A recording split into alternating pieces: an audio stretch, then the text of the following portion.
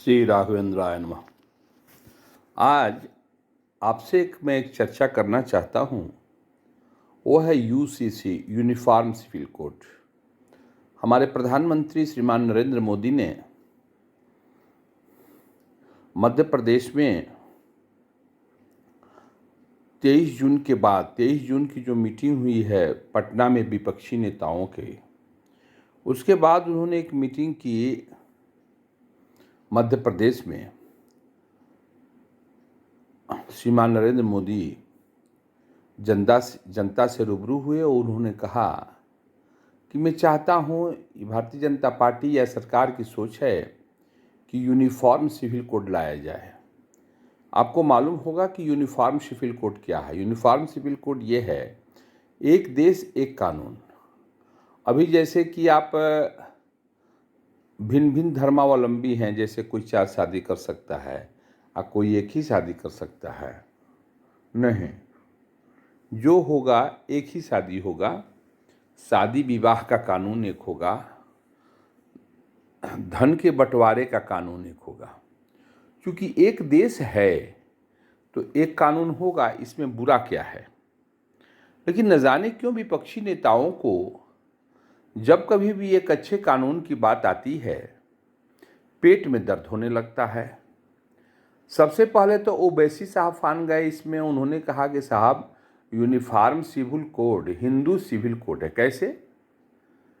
हिंदू एक शादी करें, मुसलमान 4 शादी करें, हिंदू की बच्चियों की 18 साल में शादी हो, आपकी बच्चों की शादी 15 साल में ही हो जाए। आप तो औरतों को क्या समझते हैं, ईश्वर जाने। ट्रिपल तलाक जो कि हमारी संसद ने पास किया और उसके हिंदुस्तान में लागू भी किया कि आप तलाक तलाक तलाक कह करके किसी को घर से नहीं निकाल सकते हैं, अपनी पत्नी को। लेकिन बहुत सारी कुरीतियां हैं, अभी हलाला है और तलाक की और भी विधियां हैं। लेकिन जब यूनिफॉर्म सिविल कोड आ जाएगा तो पूरे हिंदुस्तान में एक कानून होगा और जो उसको नहीं मानेगा उसकी शादी की वैधता नहीं होगी, उसको वैध नहीं माना जाएगा। अब आप सोचिए कि इसमें बुराई क्या है। क्रिमिनल कोड जो है वो मुसलमान भाइयों के लिए अलग है, उनमें से हाथ काटने की बात है, पत्थर से मारने की बात है। लेकिन उन लोगों ने हिंदुस्तान के संविधान के मुताबिक यूनिफॉर्म क्रिमिनल कोड को तो मान लिया, लेकिन सिविल कोड को मानने में उन्हें क्यों परेशान होती है।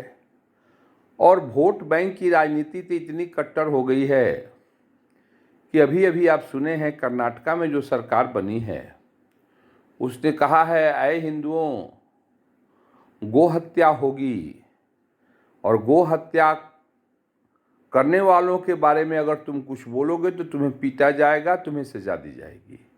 और कर्नाटक में सरकार है कांग्रेस की।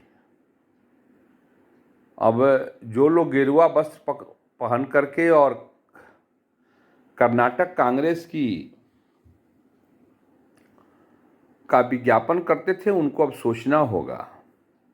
और कोई बिंदु पे कांग्रेस सहमत नहीं हुई, लेकिन इस बिंदु पे सबसे पहले सहमत है कि साहब, गौकसी को फ्री किया जाए, धर्मांतरण को फ्री कर दिया जाए, कोई बंदिशें नहीं होगी। घर की औरत को 2000 रुपया देने की बात आई तब कहते हैं पैसा नहीं है, गौकसी के लिए पैसा है। बेरोजगार नौजवानों को पैसा देने की बात आई तो वहाँ पर भी वो कहते हैं कि पैसा नहीं है। कांग्रेस का ये जो चरित्र है और हिंदुओं के प्रति ये जो नफरत है उसके दिल दिमाग में, ये समझ के परे है।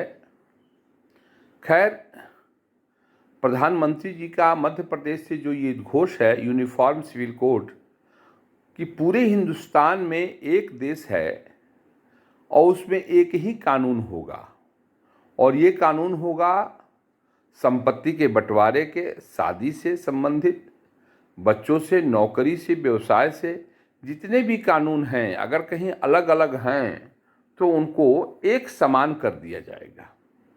और अगर कोई शादी ब्याह को नहीं मानेगा यूनिफॉर्म सिविल कोड के मुताबिक, तो उसकी वैधता ही नहीं होगी।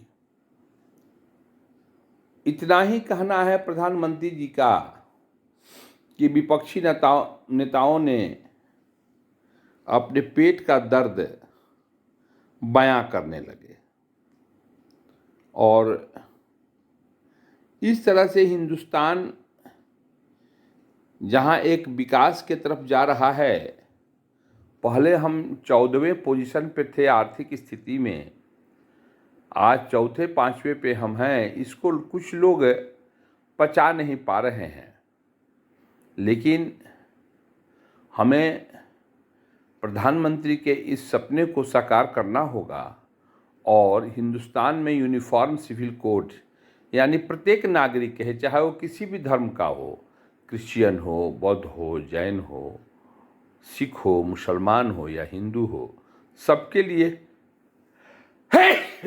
एक कानून होगा और उस कानून के तहत ही उसकी संपत्ति का बंटवारा, उसकी शादी ब्याह सब होगा।